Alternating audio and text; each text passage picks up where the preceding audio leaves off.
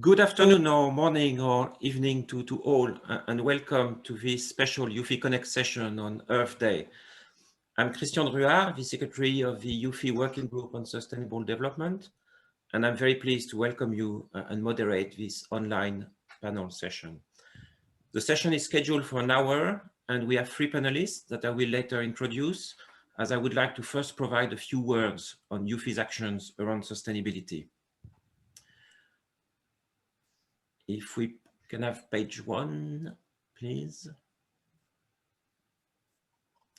So the preliminary observation is that if we talk about the environment today, it's important to consider that being sustainable means combining three pillars. As you can see on the Venn diagram on the left, if you consider environment, can you go back, please? Yes, thank you. To environment and social alone, you can be bearable, but may not be viable. If you consider environment and economic alone, you can be viable, but may not be equitable. On the right side, you can also see an overview of UFI's activities and resources in the area. My second introduction on the next page, please, Pascal, is related to the fact that we believe that the best practices are key to drive the development of sustainability in our industry. This is why we've developed an annual competition that has covered 11 themes so far. Can you please move to the next one, Pascal? No, the one before?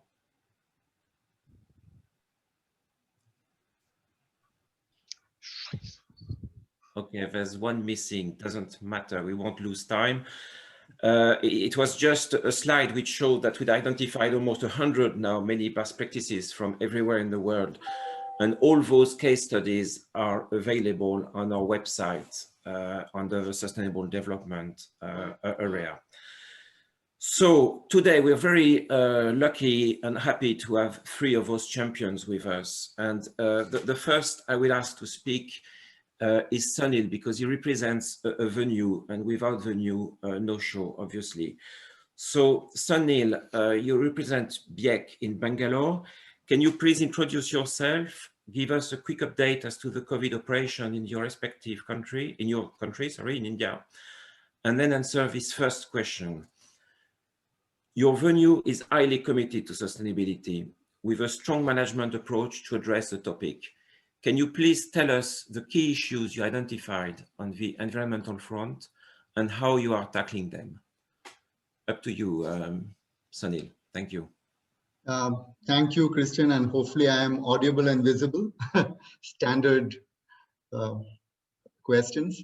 My name is Sunil Govind, as Christian has said, and I head the facility management and operations for the Bangalore International Exhibition Center in India.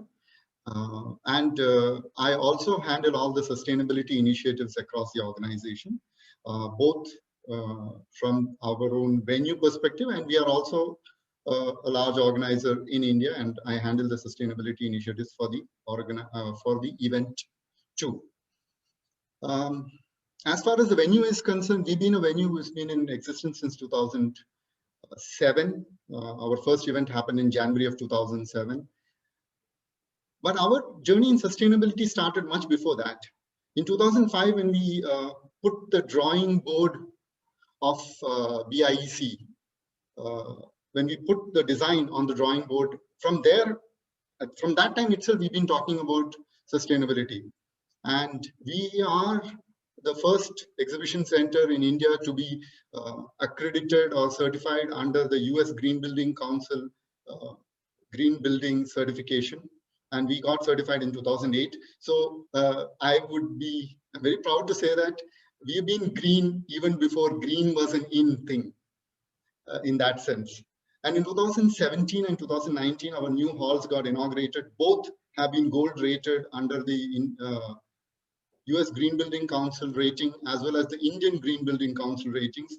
These are ratings which are given based on the impact of buildings on the environment.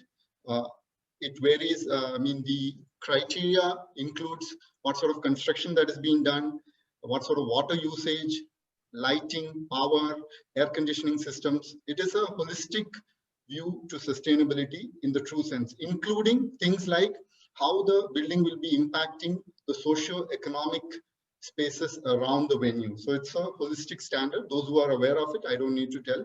Those who are not aware, I'm just flagging that there. I brought this here because I just wanted people to understand where BIEC is coming from when it comes to sustainability. Now, when you look at sustainability in the last few years, we've been concentrating on, I mean, especially during the COVID space, when obviously businesses and budgets are a constraint, we are all going through that. And we have been concentrating on cost-saving measures such as replacement of many of our old legacy lighting systems and bringing in LED and cost-saving measures so that it looks good on the balance sheet. Let's be very clear about this, okay? And obviously, it's really good for sustainability. As far as India is concerned and COVID is concerned, we are in a spot of bother, not saying that in a light sense. Last couple of weeks, India has been going through quite a lot of challenges with regard to the number of COVID patients, and the COVID is on the rise.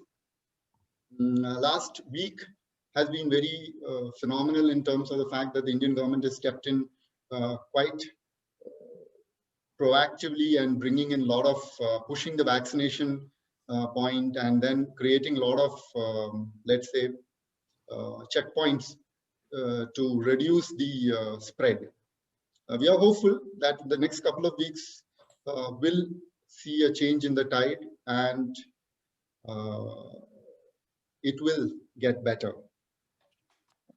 So that's the thing about the COVID and our sustainability initiatives this year.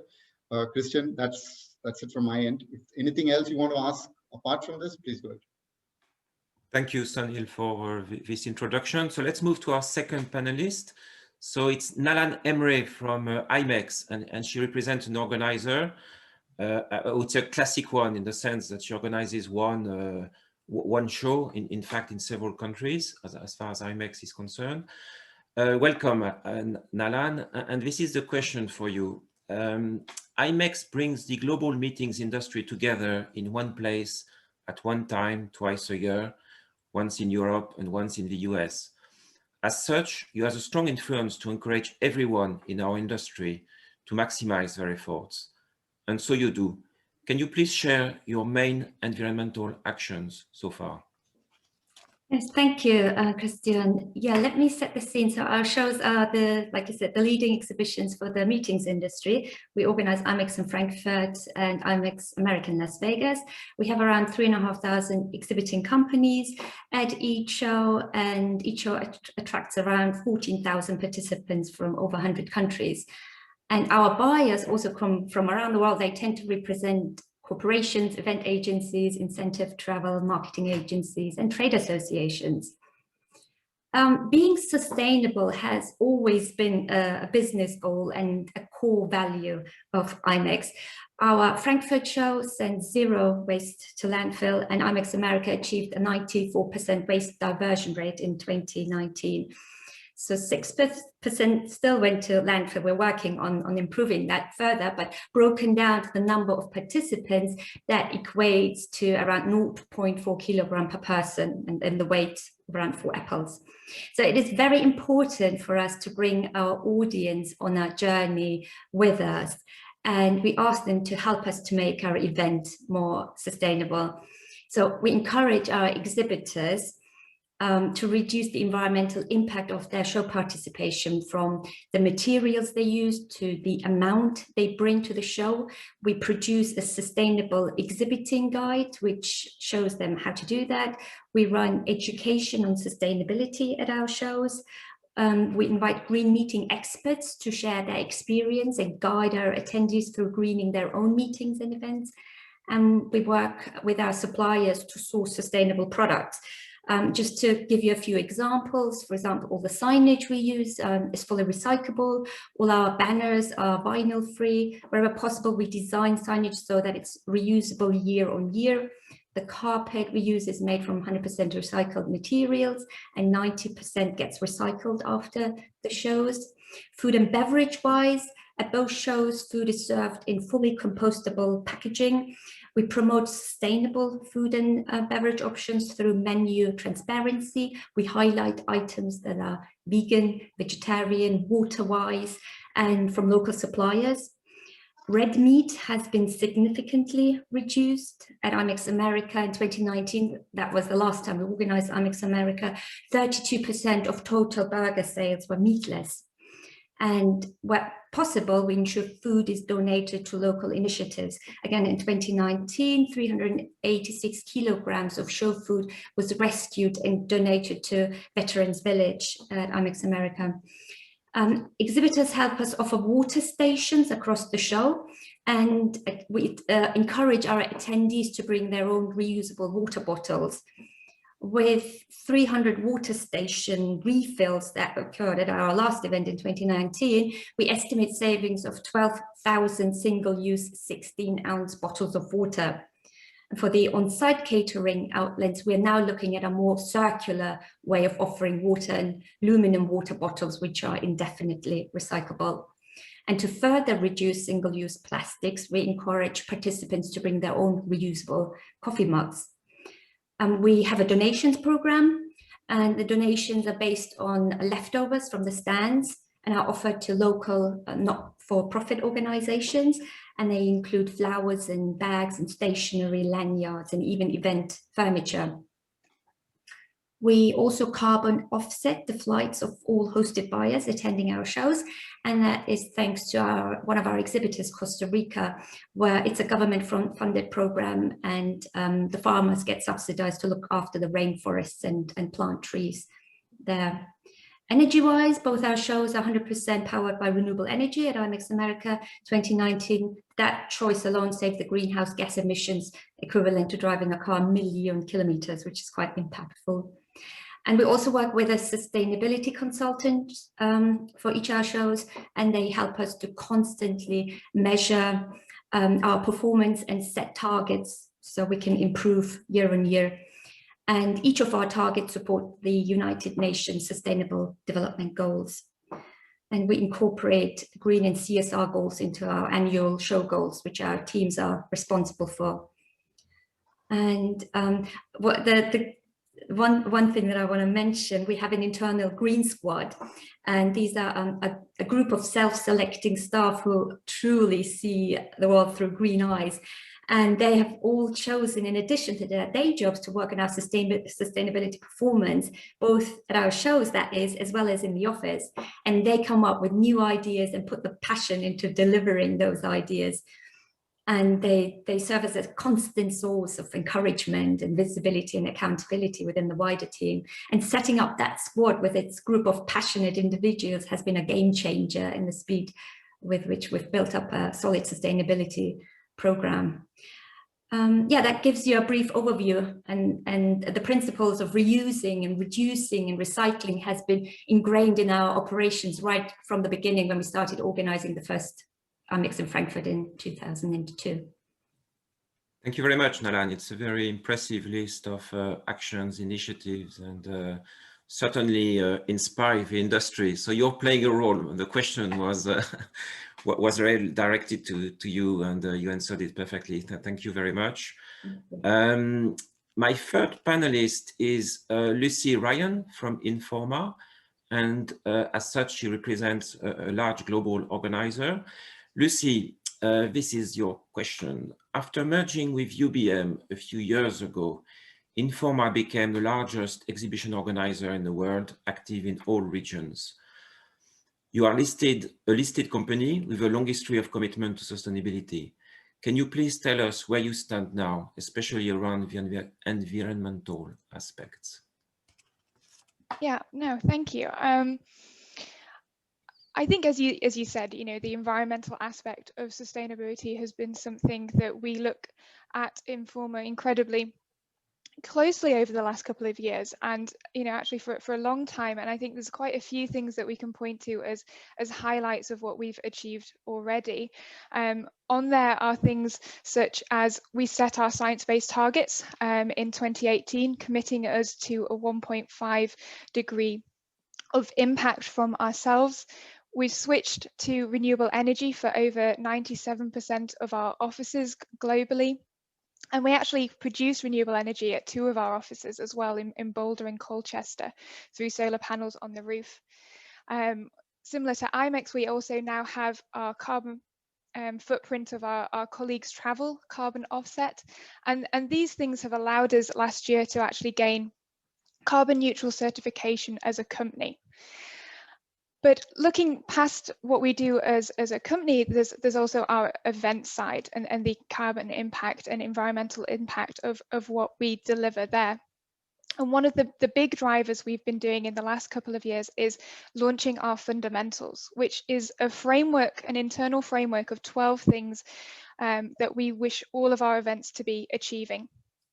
And it looks at the content side, inspiring sustainable development. It also looks at the social side, but for today being Earth Day, focusing on what is it allowing our events to deliver on an environmental aspect. And these fundamentals ask our events to do 4 things.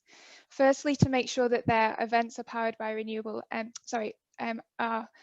have LED lights and so energy efficient on what we use and lighting wise.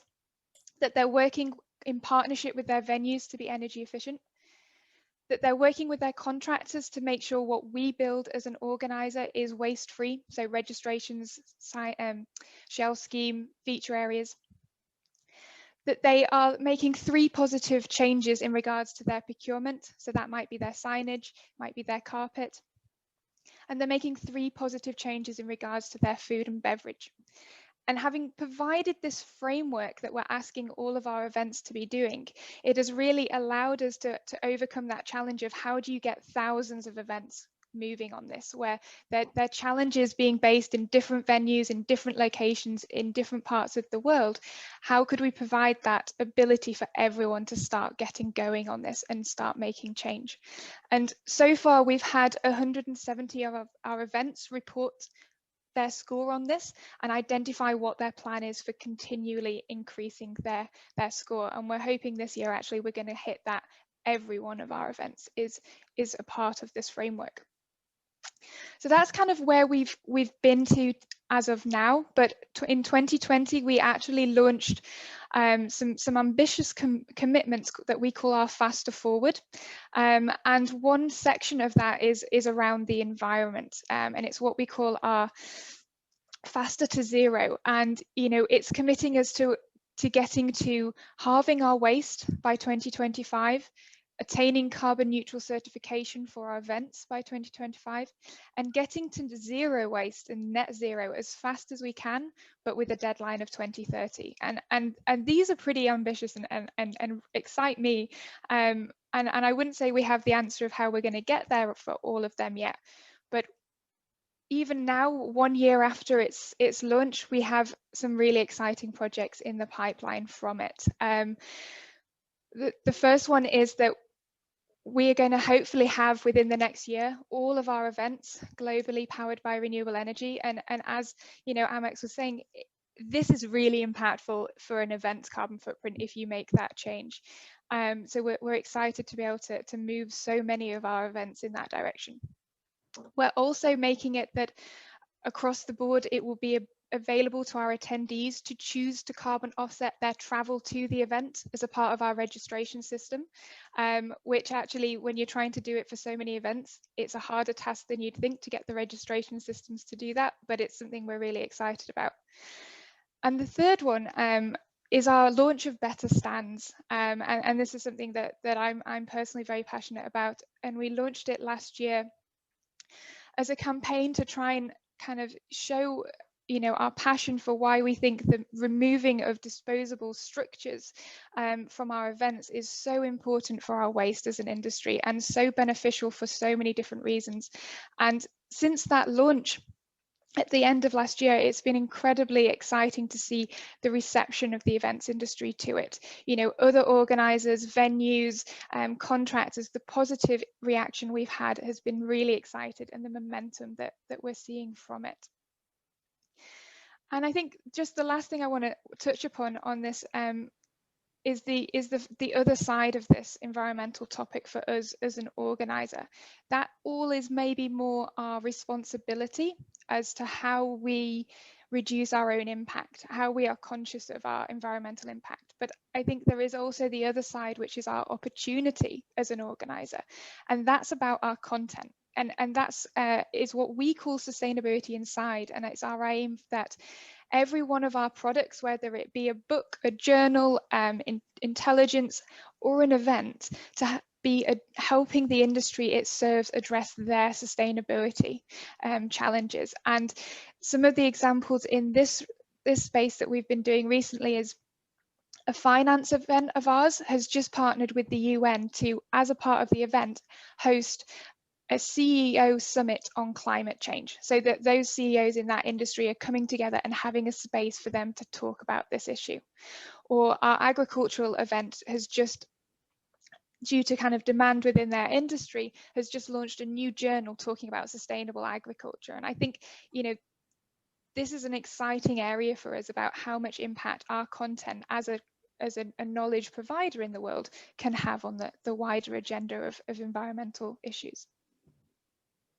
Thank you very much, Lucy. That's a very good point, of course, beside the list of all your actions, the fact that events have a real opportunity to develop sustainability towards their respective audiences. In that respect, I've got a question which is not so much related to what we do, but more why we do it. And in relation to the main stakeholders, how would you qualify the pressure our industry gets from our main stakeholders, whether we talk about clients, local authorities, as to reduce our environmental footprint? And what's the biggest pushback you get on sustainability from customers, your own management, your show teams, or your shareholders? Can we start maybe with Sunil on this question, please? Yeah, I think I'll start from inside out.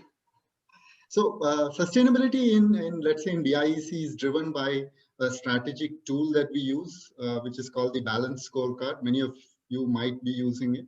So it's got four perspectives. One of the perspectives is learning and growth, and we have one more perspective, which is internal processes.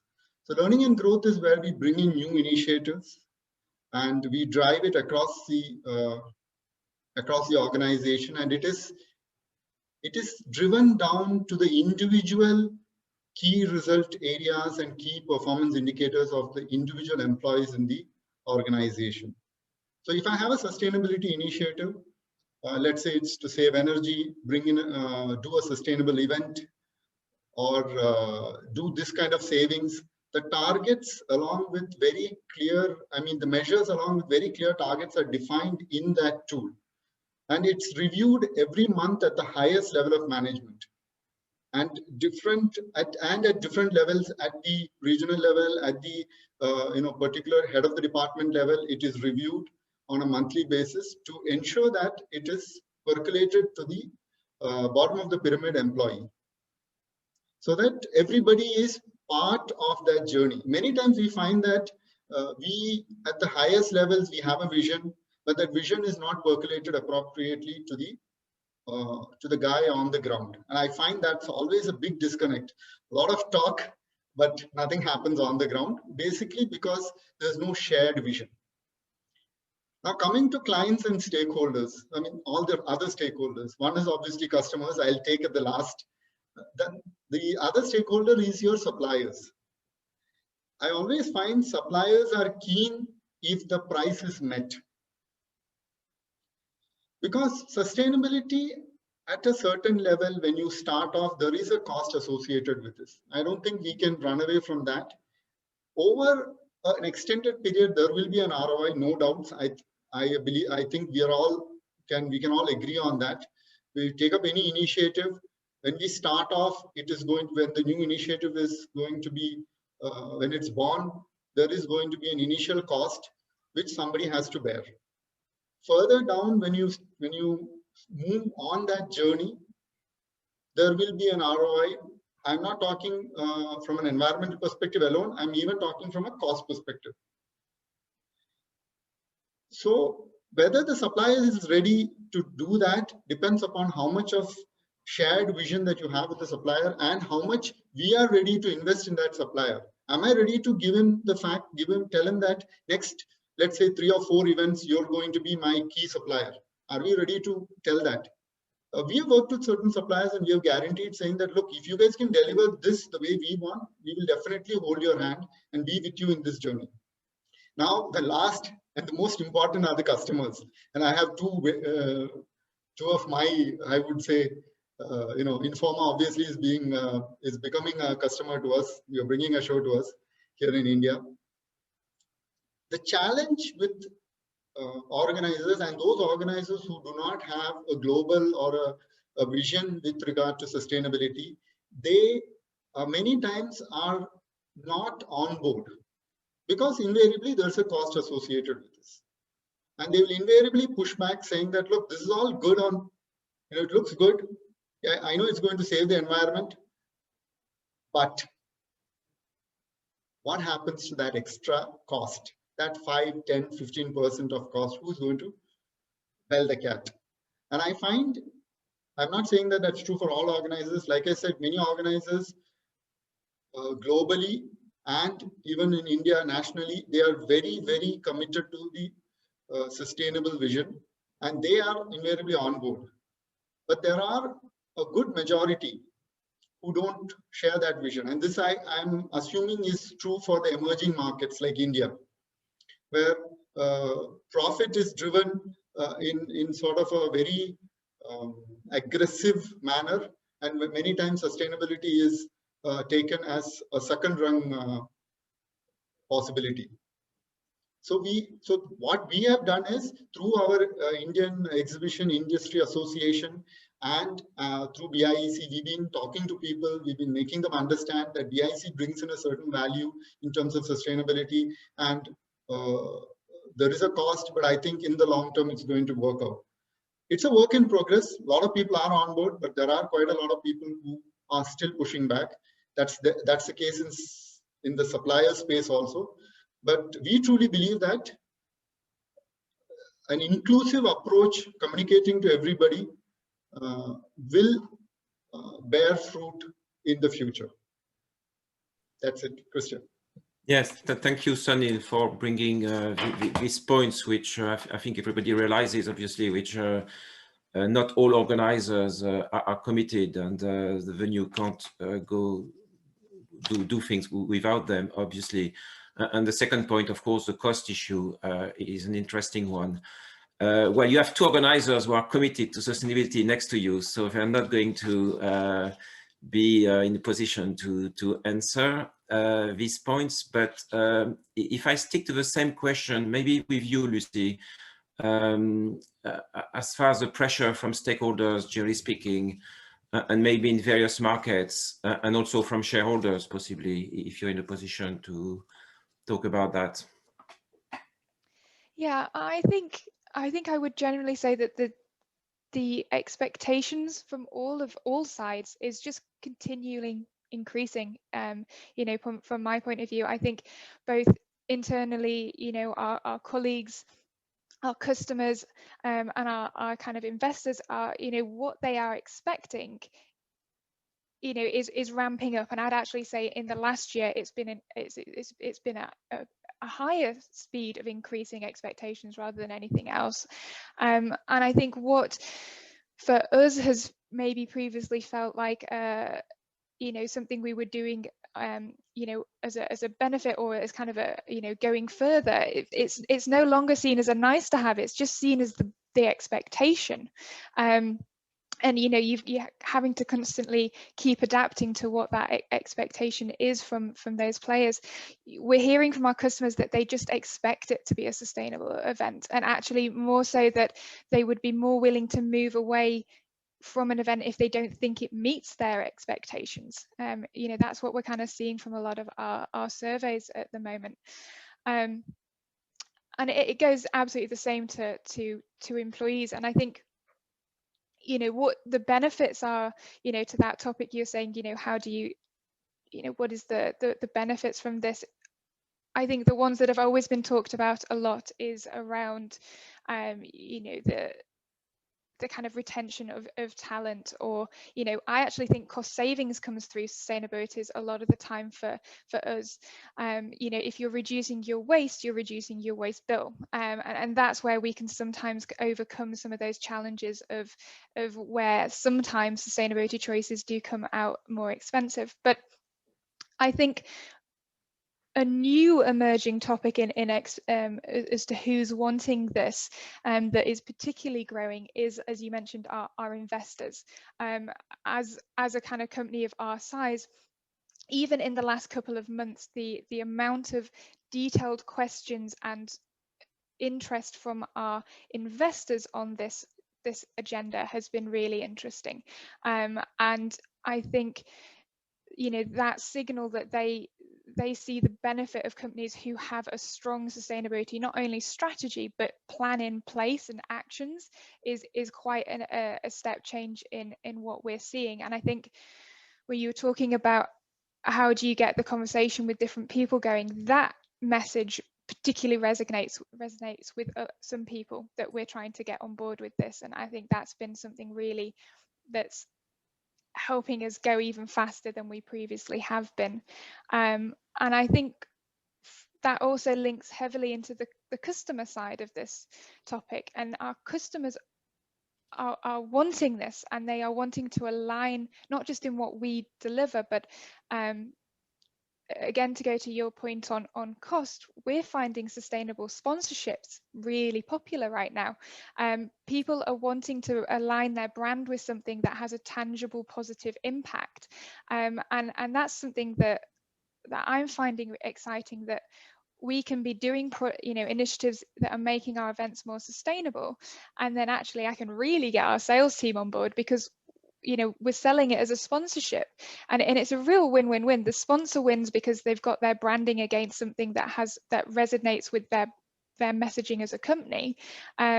We're winning because we're being able to get our it more sustainable as an event, and we're getting some sponsorship off that as well. So it's a great thing.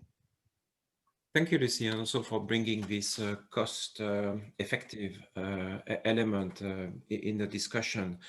We've received an interesting question from Andrea that we may answer later, because it's rather technical, and I've got, but we will answer it. Don't worry, Andrea. It's just we've received a few other questions which are broader and maybe of more interest to everybody. And the next one would be for Nalan. Generally speaking, what tips would you give to beginners? And can you share an example of mistakes you've made, if any, and challenges to avoid? Because right, that's a very good one, Christian. I get that question. Actually, well, I have three key tips to share. One is all about collaboration, because collaboration is the key to success. Collaboration internally with your internal teams, as well as externally. And the first step is to find those people within your organization that are passionate about sustainability. And those will be your champions. Your second step is to work in partnership with your champions, your supply chain, with your partners and your key stakeholders. That's the key. And then you brainstorm and put some goals and targets in place. It's absolutely fine to put little steps in place, because over time they will lead to big results. And there are different alleys you can explore. I did get questions like, where do I start? One would be for an organizer, for example, to ask the venue for a report, what percentage of waste goes to landfill, what percentage gets recycled, ask specific questions, which materials go to landfill, and try to eliminate those products or replace them with more sustainable options. And the third one is communication. So start talking about your sustainability plans and your initiatives with your exhibitors and your participants, and ask them to join in to help make your event more sustainable, because the compound effect when everyone joins in is going to be massive.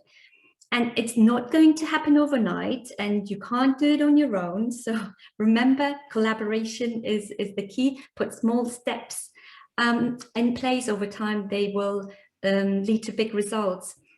And as a resource, I highly recommend the Hanover Event Management Framework. It's included in our Regenerative Revolution report, and the Hanover Framework suggests redesigned brand experience where waste is considered a resource.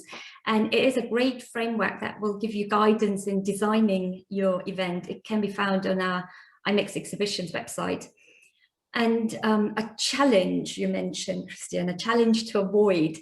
I'd like to share a story, actually. So when we asked our general service contractor, GES, at IMEX America, for a sustainable banner option, so this was after the second show in 2011, because the standard is to print on vinyl, right, vinyl banners.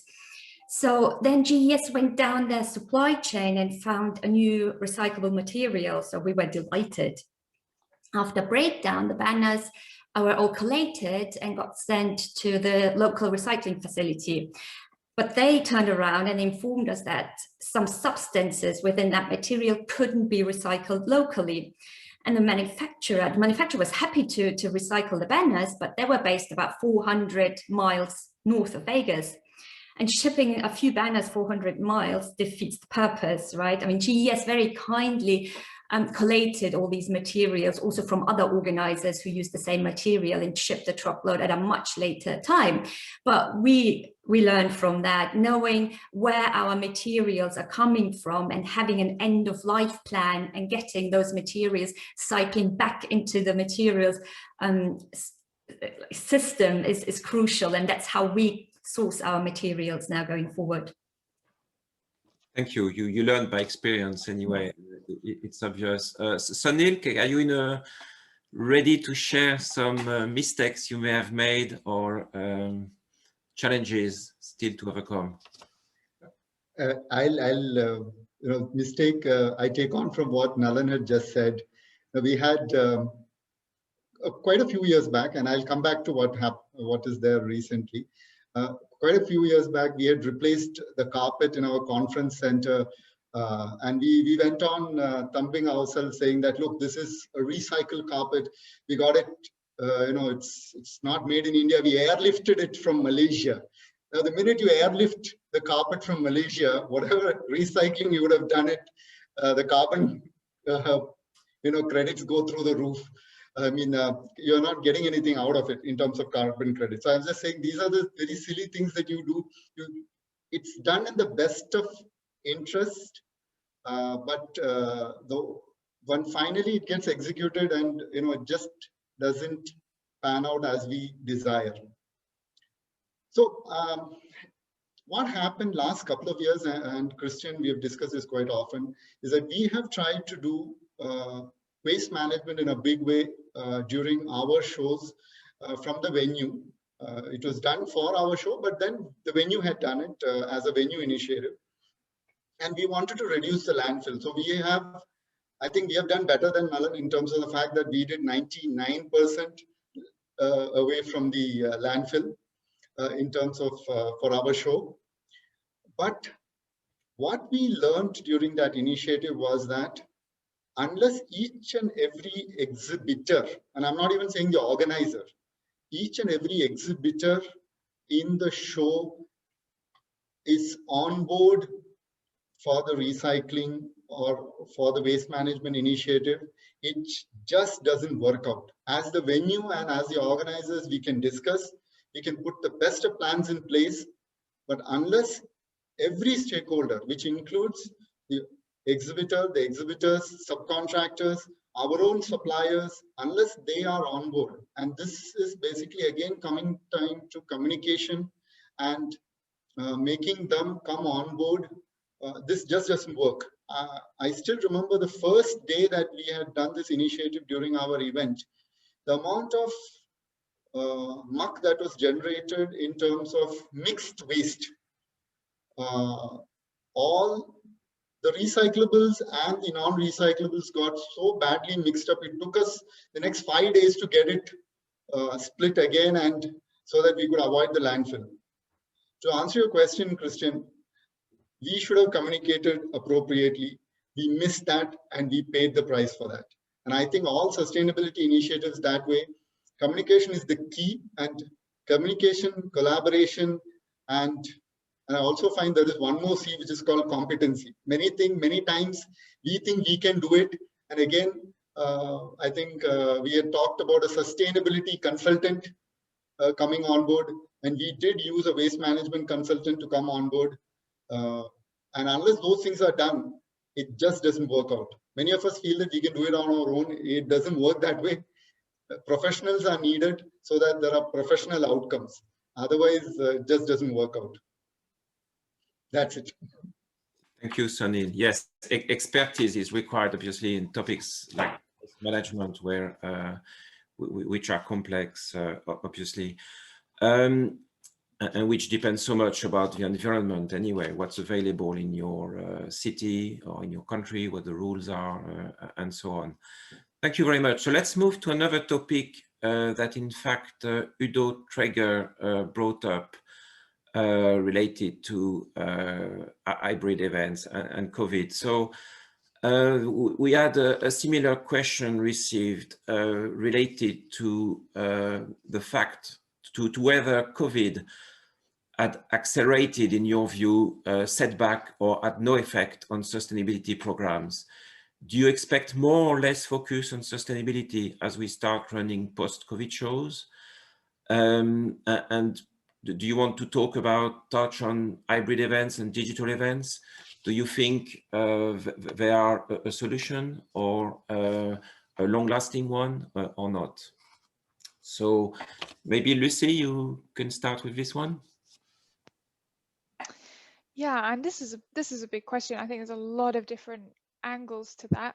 I think in the short term, that is, in an environmental point of view,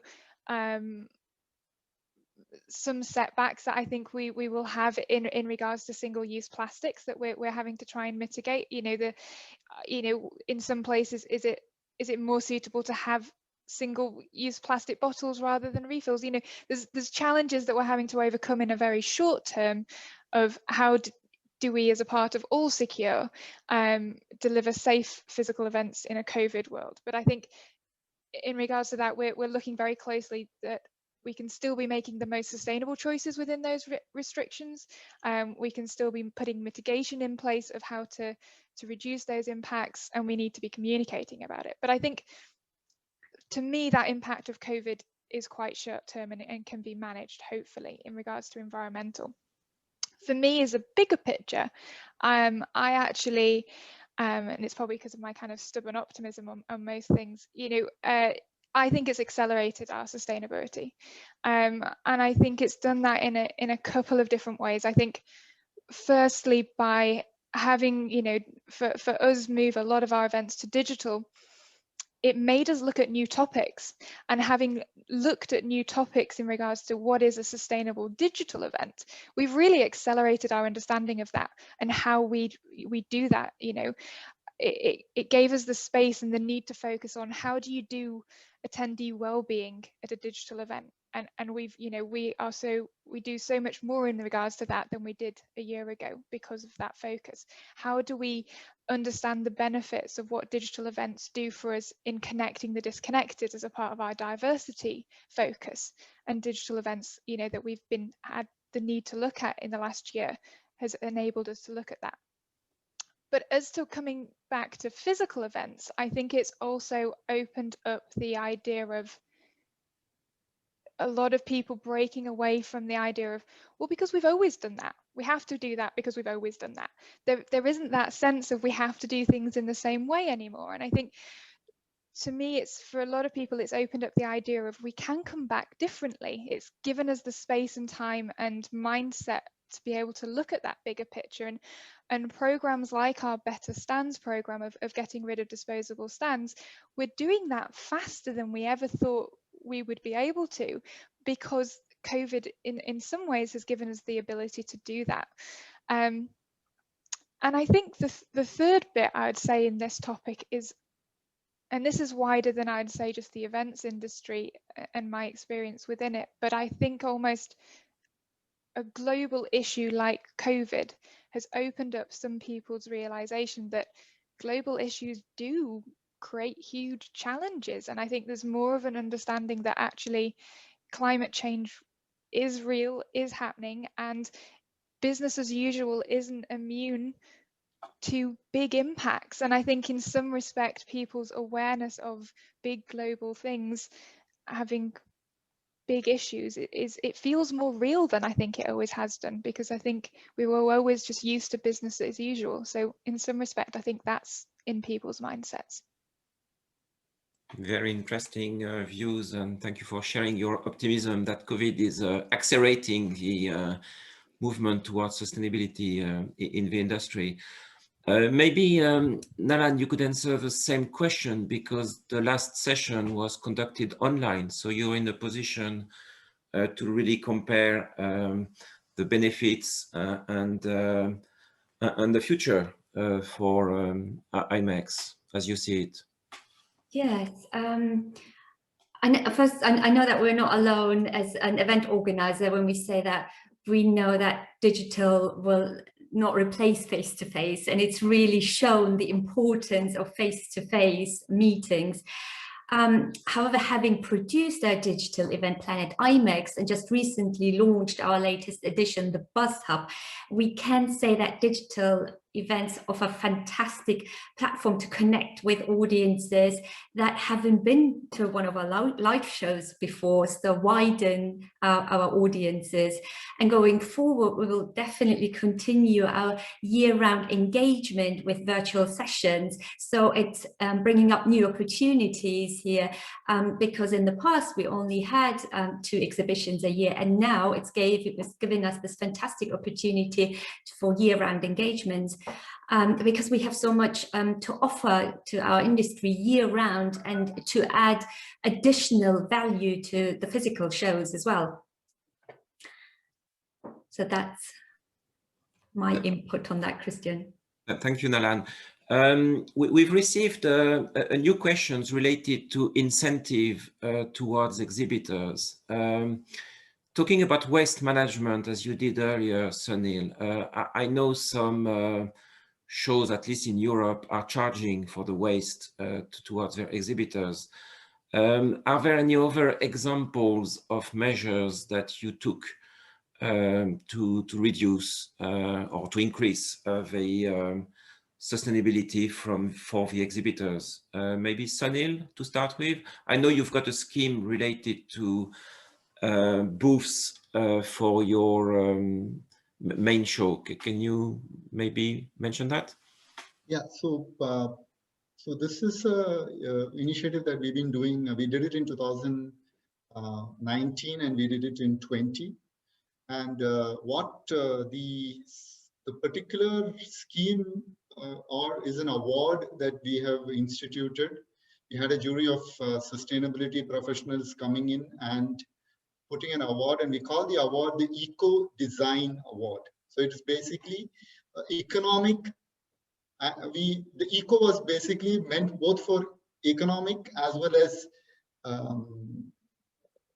environmentally sound design, because we felt if both the things are not considered together, it would not work out.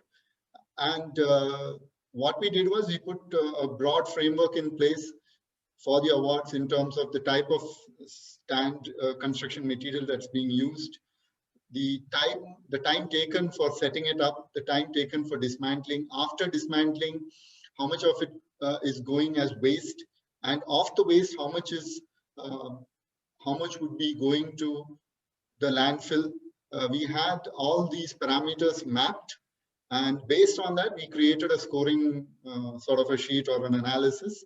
And based on the scoring analysis, we came back with a set of awards to recognize not only the exhibitors, but also the stall contractors who were part of that partnership to create an eco-design stall. And what we did was we gave them a platform to be recognized. And we also, during the show days, we gave them some space to display, for their brand to be displayed. So that's an additional incentive for them. And over the next 1 year, on our event website, we had displayed their names as people who have been part of or people who have been awarded the Eco Design Award. So it's basically recognizing the sustainability initiatives that the respective companies had done along with the stall contractors. So that was what we had done. And I think what we have seen is from 19 and 20, there's been a percentage reduction in terms of the stall construction waste that has been generated. I don't have the exact numbers. I can always come back to you if somebody reaches out to me on that. But definitely we have seen, and the participation has increased in terms of the percentage of the exhibitors. Earlier, the number of people who wanted to participate in the award was lesser. We had to do a lot of communication and talk to a lot of people. But this year, a lot of people came forward because they wanted to be part of that initiative because they saw that it was really adding value to them. Over to you, Christian. Thank you, Sunil. Nalan or Lucille, do you want to add anything as to incentives possibly to exhibitors or visitors?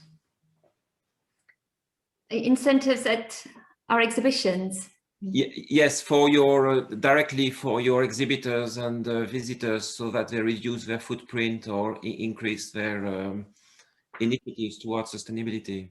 Yes, so we do have our sustainable exhibiting guide on our website, and there's a lot of hand-holding happening from our sales team as well in helping our exhibitors come up with more sustainable stand concept. We work with our suppliers to reach out to our exhibitors to come up with more sustainable stand concept, to reuse the stands for several years, to come up with more sustainable materials for their stands.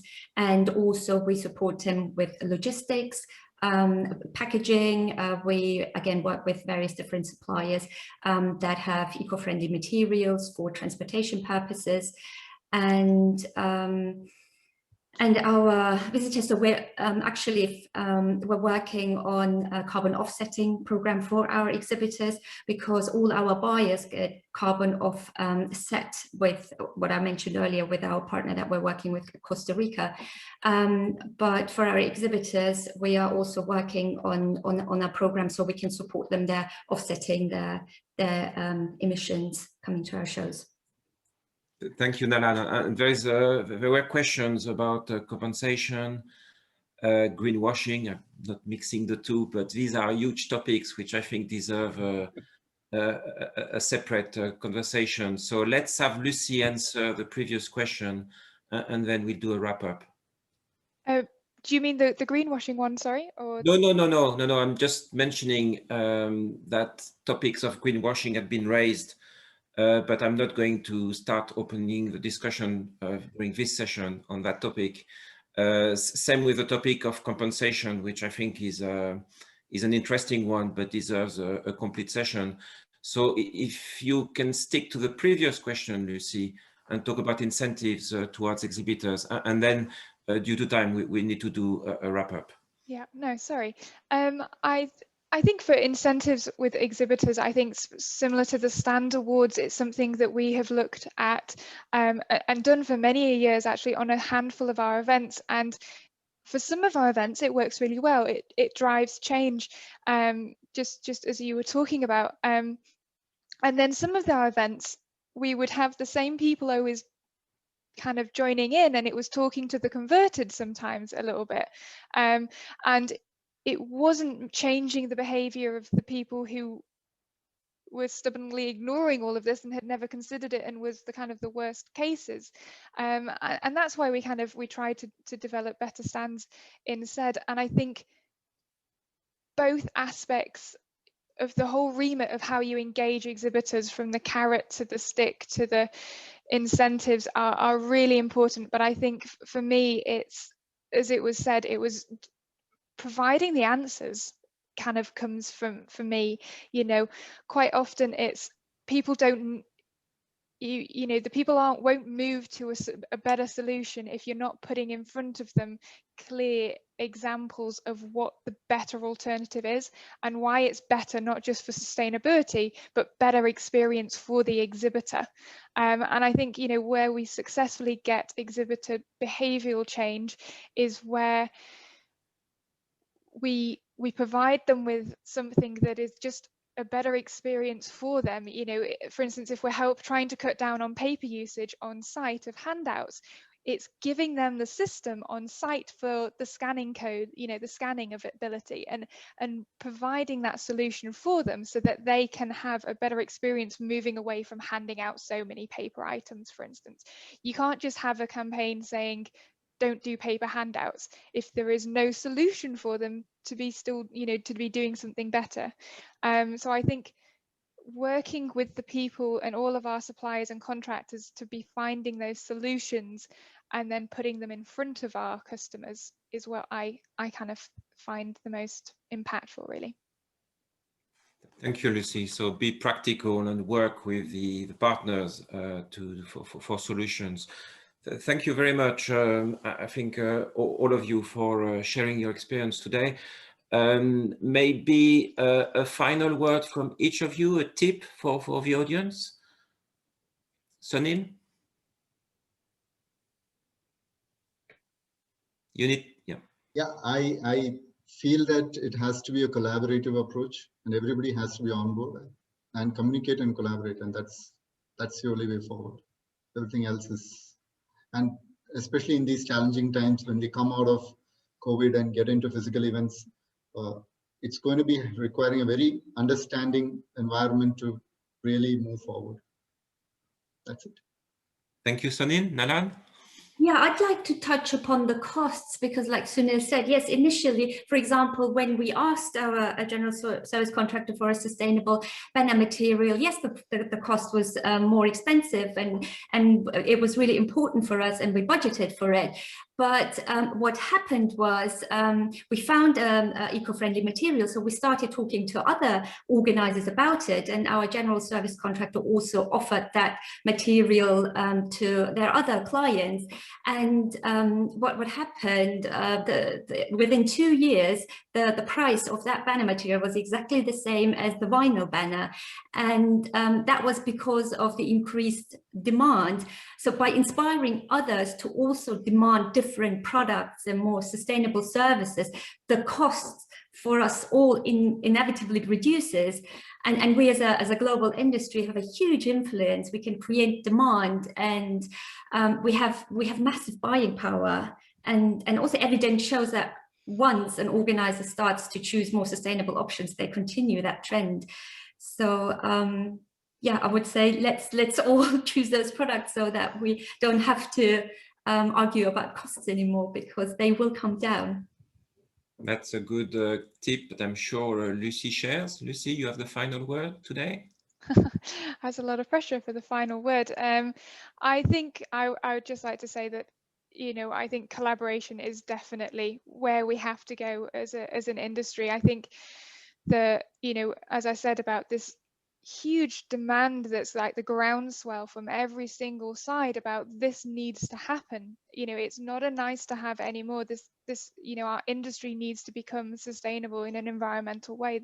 You know, the challenges are big, but we can only get there together. And I think, you know, the feeling of doing a few nice things was kind of, you know, we need to do big change. We need to solve the sustainability issues because, you know, especially as this is Earth Day, you know, if we listen to the scientists, there's not many years we have left to as a world to tackle this, and big exciting change together is what we're needing to do, and we can do. Thank you very much, Lucy, again for your enthusiasm, and thank you all. We'll be answering offline the questions which we didn't manage to do during the session. So thank you again, and hope to see you soon. Thank you. Thank you. Yes, there's a final few slides with and how you will. Can you unmute? Yes, thank you. And so this, you can find the recorded version on UFI Connect in a few days. Pascal, if you can move to the next slide. This is our next UFI Connect on Tuesday next week. And last but not least, thank you to our diamond sponsors. Thank you, everybody. Bye-bye.